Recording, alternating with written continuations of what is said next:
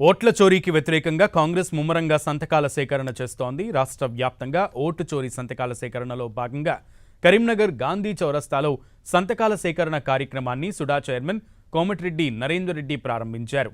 ఈ సందర్భంగా ఆయన మాట్లాడుతూ దేశంలో ప్రతి చోట బీజేపీ ఓటు చోరీ చేసిందని, అలాగే కరీంనగర్లో కూడా చోరీ చేసి ఎంపీగా బండి సంజయ్ గెలిచారని నరేందర్ రెడ్డి ఆరోపించారు. నగరంలో రేకుల షెడ్డులో 60కి పైగా దొంగ ఓట్లను నమోదు చేశారని ఆరోపించారు. అలాగే కరీంనగర్లో అనేక దొంగ ఓట్లు ఉన్నాయని అన్నారు. దొంగ ఓట్లను వెలికితీసేందుకు సంతకాల సేకరణ కార్యక్రమాన్ని చేపట్టామని, సేకరించిన సంతకాలను పూర్తి ఆధారాలతో ఎన్నికల కమిషన్కు సమర్పిస్తామని తెలిపారు.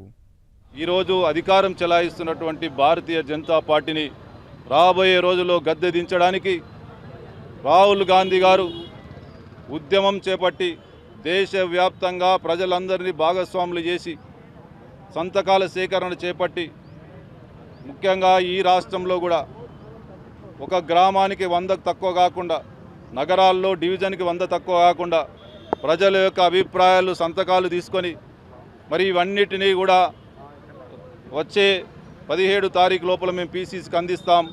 అదేవిధంగా మరి రాష్ట్రంలో అన్ని రాష్ట్రాల్లో జరిగినటువంటి సంతకాల సేకరణ ఎన్నికల కమిషన్కి అందించి ప్రజల యొక్క అభిప్రాయాలను, ప్రజల యొక్క సంతకాల ద్వారా ఇప్పటికైనా మీరు కళ్ళు తెరవండి.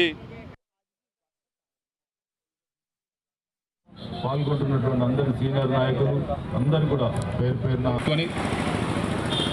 ఓటు చోరీకి పాల్పడుతున్నటువంటి భారతీయ జనతా పార్టీకి సంబంధించి